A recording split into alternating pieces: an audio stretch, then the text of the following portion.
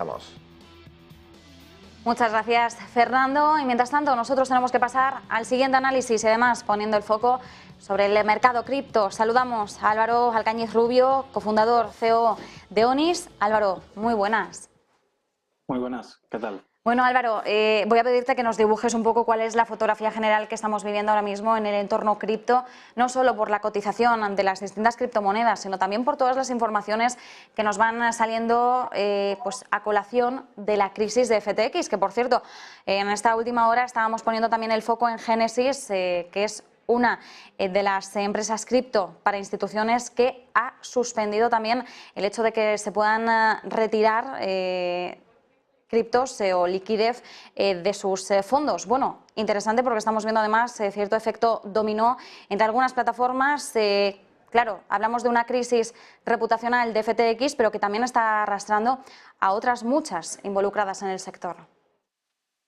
Sí, así es. Al final el ecosistema cripto, al igual que ocurre hoy en día en la economía global, está hiperconectado, ¿no? Tiene multitud de polarizaciones entre sus diversos players y bueno, pues por desgracia, como comentas, el caso de FTX no ha generado más que agravar, ¿no? Una situación que esta industria lleva arrastrando durante el último año por la situación económica global.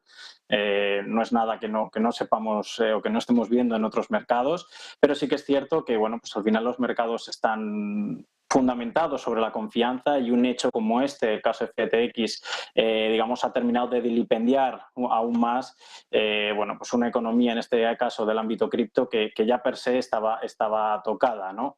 Además, como dices, bueno, pues el tema de FTX, de Alameda Research, que es la gestora de fondos que formaba parte dentro del grupo de FTX, su no compra por parte de Binance, quien acudió en primera instancia a poder bueno, pues socorrer, ¿no? la falta de liquidez que podía tener este proveedor, que al final recordemos que es el quinto, o era el quinto, mejor dicho, exchange por volumen de activos gestionados del mercado y de la industria, pues es un duro paragolpe que además está, como decíamos antes, al estar tan interconectado con las distintas ramas del ecosistema, pues genera un efecto dominó a gran altura, reduciendo y bloqueando altas cantidades de liquidez, ya no solo en las empresas, que recordemos que eran hasta 130 compañías diferentes las que formaban parte del grupo de FTX, sino bueno, pues en diversos proveedores que de una u otra manera estaban conectados, ¿no? Como es el caso de Genesis, a fondos de FTX, ¿no? Y de sus tokens de los FTT.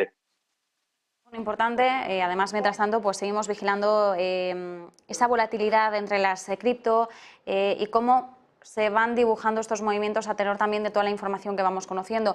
¿Qué escenario podemos esperar ahora, escenario central en el entorno de las principales criptodivisas en este entorno?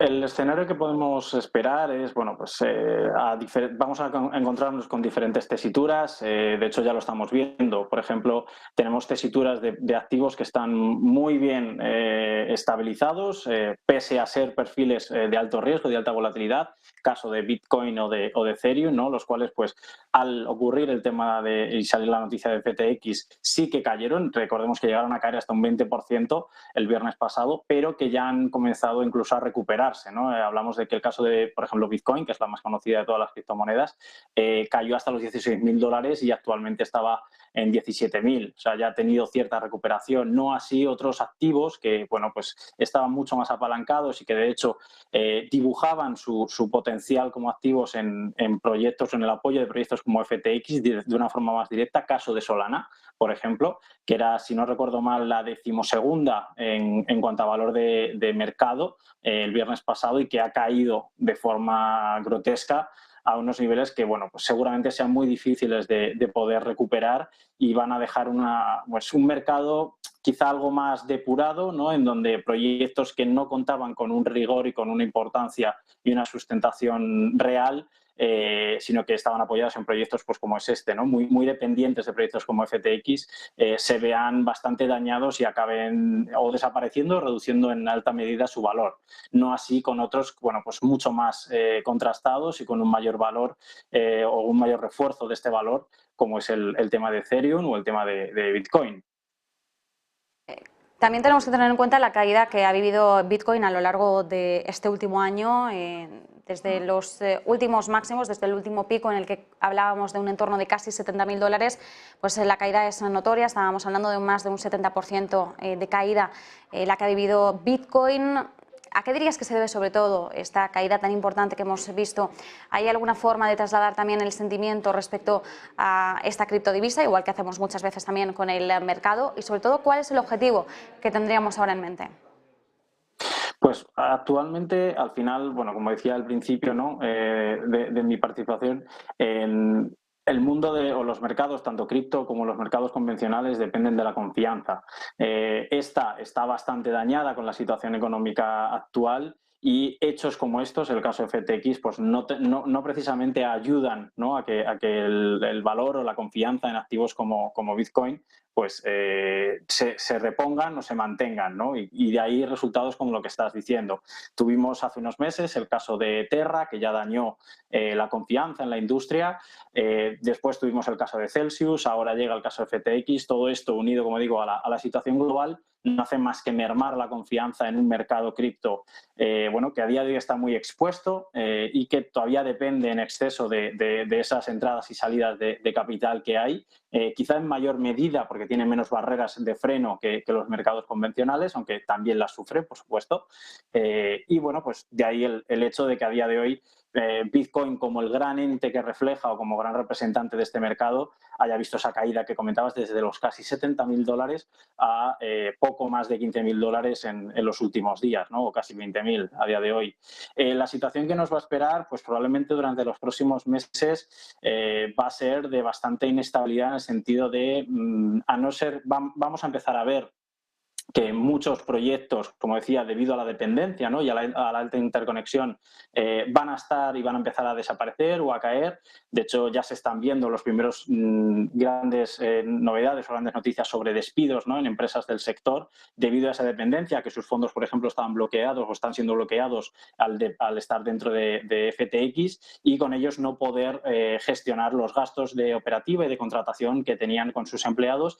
Y bueno, pues todo esto continúa mermando, ¿no? La situación y continúa mermando la confianza que se tiene en un activo o en los activos del mercado cripto. Por eso seguramente los próximos meses sean bastante convulsos. No soy de los que creen que esto se puede ir a cero o a menos de 10.000, pero sí que seguramente no veamos que vaya a repuntar muy por encima de los 20.000 durante los próximos meses. Álvaro, una última cuestión. ¿Crees que el impacto más negativo por parte de la crisis de FTX ya se ha dado? No sé si el impacto más negativo, sí a nivel de confianza, por lo que implica un proyecto, como decía, es el quinto proyecto más grande que existía, contaba con un conglomerado de empresas por detrás muy grandes que de una u otra manera tocaban a las diferentes partes de la industria. En ese sentido, a nivel de confianza, sí que probablemente hayamos visto el impacto más grande, ¿no? El daño más grande. A nivel de resultado, seguramente no, y lo iremos descubriendo durante las próximas semanas conforme empiecen a hacerse un poquito más clarividentes las situaciones y dependencias, como digo, de muchas empresas, ya no solo a FTX al uso, sino a algunas de las empresas que estaban dentro de su conglomerado o de las proveedores y dependientes o acreedoras que tienen ahora mismo y que están en una situación de bastante incertidumbre porque no saben si van a poder recuperar en algún momento esos fondos que tienen bloqueados. Como digo, en algunas situaciones de empresas que ya han salido, estamos hablando de que sus cuentas operativas estaban 100% o prácticamente al 100% en proveedores del grupo FTX, por lo que, bueno, pues la inestabilidad va a ser muy grande y lo que sí, bueno, pues pone una vez más denosta una vez más la necesidad de que regulaciones como, por ejemplo, el hecho de MiCA, ¿no? Que lo que viene a hablar es justo de esa segregación o de la necesidad de segregar los fondos que tú tienes como entidad de los que son de tus clientes, ¿vale? Que los que tus clientes han confiado en ti, bueno, pues la necesidad de que esto se empiece a implementar, ¿no? Estas medidas que ayuden de nuevo a reconstruir, que ayuden de nuevo a generar esa confianza y a generar la transparencia suficiente que bueno, pues proveedores de esta industria deben requerir y deben implementarse para poder ser, bueno, pues un poquito más grandes el día de mañana de lo que hemos podido llegar a ser hoy. Pues nosotros nos quedamos con esas claves. Muchísimas gracias, Álvaro, por habernos acompañado. A vosotros.